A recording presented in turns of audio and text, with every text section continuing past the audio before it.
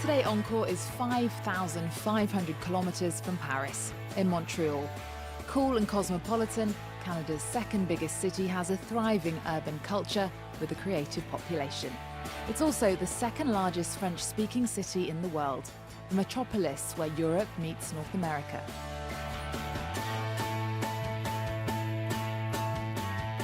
So is it just bistros, baguettes and bonjour? We've brought our bilingual culture team here to find out. This is Little Paris, apparently, Montreal. Really? It looks quite American to me, with all those skyscrapers. It is very American, but the thing is, though, apparently it's a little bit American, a little bit French, and a little bit British as well. Yeah, I think like 70% of the population speaks French. It was founded by a Frenchman in the 17th century, so it was all French for 100 years. Then the Brits came, and they took over, and they didn't get on very well, but now everything's sort of quite harmonious, and they speak both languages. I think there's like 100 nationalities living here. Wow, that's amazing. Should we go and find out some more? Yeah, let's go.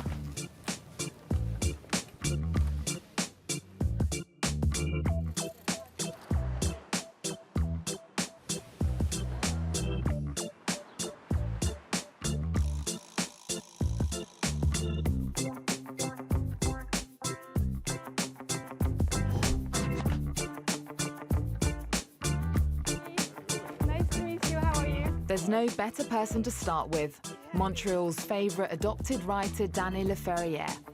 When he arrived here from Haiti, he was an odd job man. Now he walks the streets as a rock star. He's brought Franz van Katz's Louise Dupont to the Carré Saint-Louis area, where he wrote his first novel. So we're in your neighborhood.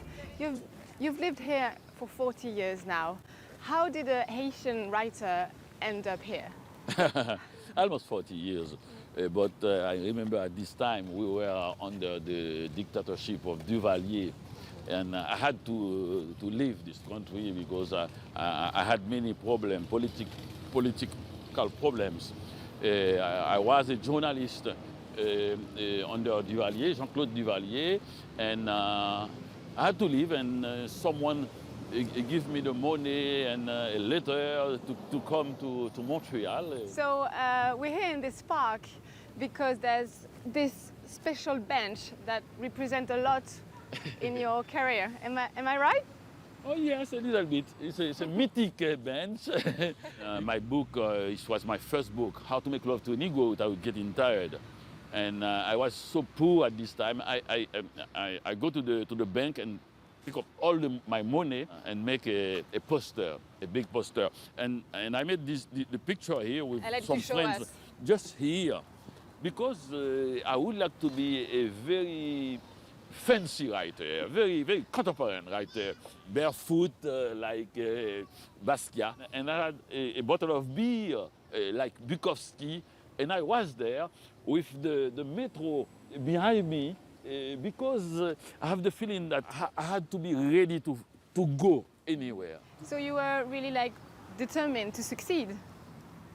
Yes. I write a book because I want to be known. I write because I want to change my life. So would you give me a tour of your neighborhood now? Okay, let's go.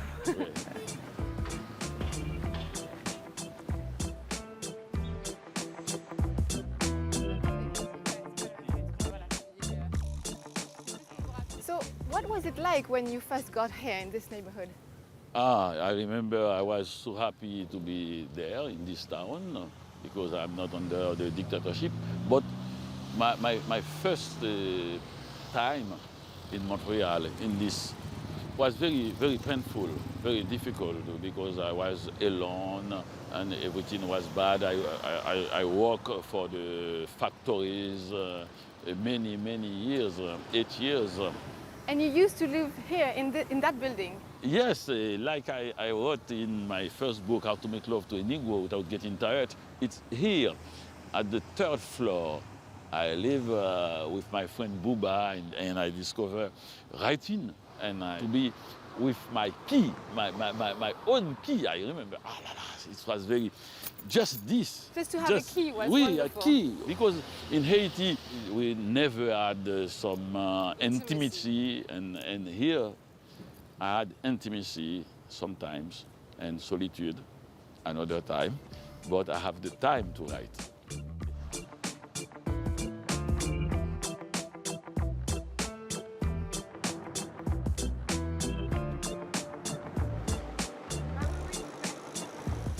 So this is it? Yes, it's Marché Méli-Mélo, the Haitian grocery. Of Montreal. Yes, And here you are already with Mandela. with Mandela. Wow. Eh, thank you, thank you. Yeah. Michel. Oui, oui, Pierre. Allez, souriez.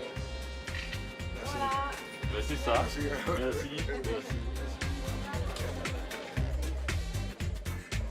In this grocery, we can find typical Haitian food. I like to take the mango. The Haitian mango is mango francique. So it's different from the mango we eat in Europe, for yes, instance. yes. It's Haitian mango. It's very good, very good.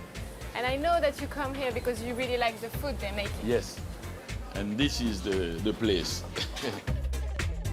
And the rice with red beans, and very typical. And I love the perfume, the smelling.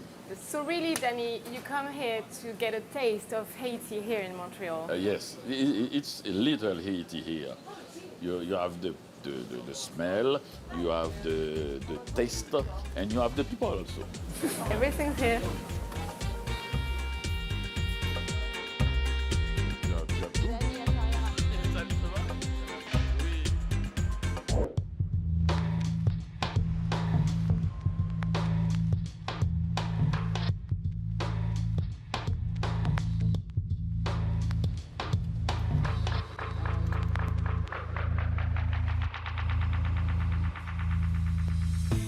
Lips, lips on lips, scars on bodies, striking landscapes. This is the world of Geneviève Cadio. One of Montreal's best-known artists, she was the first woman to represent a country at the Venice Biennale in 1990. Now her work is scattered across the city, from the top of the Montreal Contemporary Art Museum to inside the trendy downtown restaurant, Le Serpent. Pleased to meet you. Nice to meet you. Thanks for talking to us. Is this one of your favourite places to come? Well, it's one of my favorite places, but I'm not the only one that likes it. Is it difficult to get a reservation? No, not for me, because I have a work here. Yeah. Describe the Montreal art scene for us. I think it's a very dynamic scene. You know, many artists live here because it's affordable. I mean, what does your work represent, do you think? Well, the work on top of the Museum of Contemporary Art was produced in 1992 for the opening. In my work, the two themes, the major themes are the landscape and the human body. And for example, the work on top of the Museum of Contemporary Art is also inscribed in the landscape because it's against the sky. I was influenced by cinema. My father owned Répertoire Cinema, and the scale of my work is cinematic too. And when you arrive in Montreal, you have this, I mean, I had this feeling that art is everywhere. On the streets, there's lots of public art. I mean, is that the case, and why is that the case? I think that because the city has a public art program, and I think it's a Quebec law where it's called the 1% law, where 1% of a new building or construction has to be put against a public work of art. So there is a large collection of public art.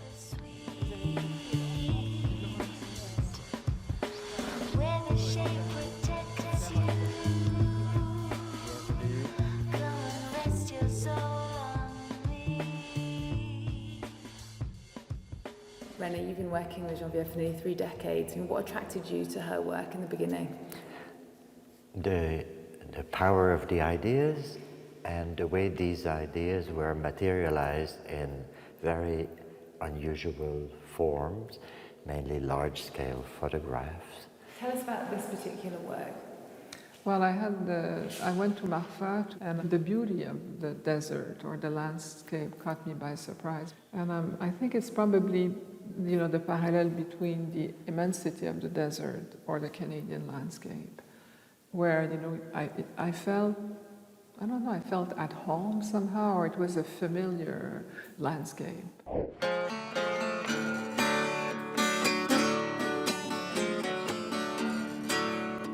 Make no mistake, Montreal is not like Paris. True, the locals take their French seriously, but this city sings its own tune, and it sounds more like homegrown musicians Arcade Fire and Leonard Cohen than the Marseillaise.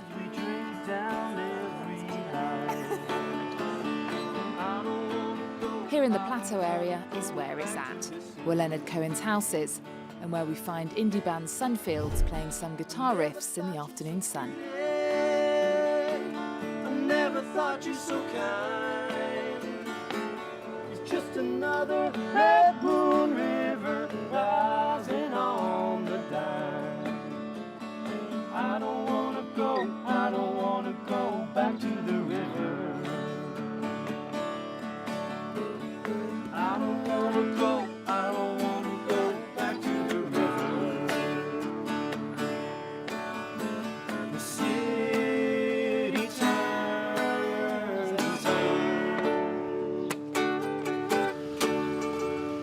Sunfields, you're a very established Montreal band. Describe the music scene here. I think it's great. There's a lot of great bands from the city, and it's a small city. It's a small city in a kind of a smaller community, and every band kind of helps each other out, knows each other, which is great. And a lot of bands seem to be active, which is great, and they're producing great music. Why does the city attract so many musicians?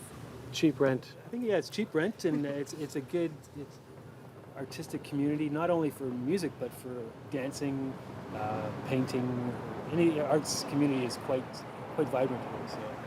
We're actually in a very musical neighborhood. This is where Leonard Cohen lives, right?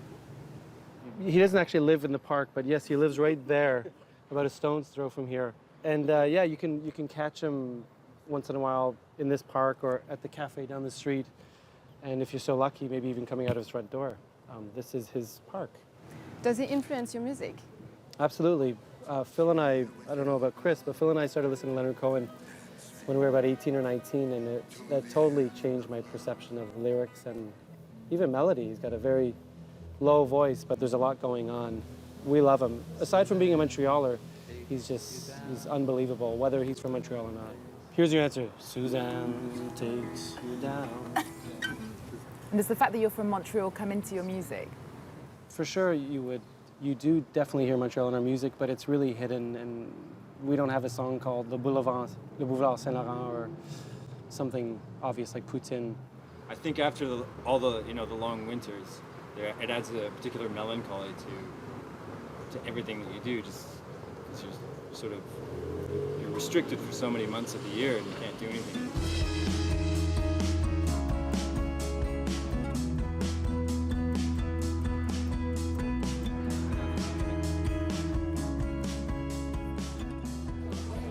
Everyone says that Montreal is the capital of hipsters. Is it true? Absolutely. Of course it's true. There are quite a few hipstervilles around, but Montreal's one of them. It's on the list. And what does it mean to be a hipsterville? It means that it's hip. It means that there's a lot of beards, and there's a lot of ironic haircuts, and a lot of ironic mustaches. And there's something happening. There's a vibe. And there's a vibe in Montreal. So what's Montreal's best kept secret? Sunfields. All right, let's play. Thank you guys for having us. Cheers. Cheers. Thank you.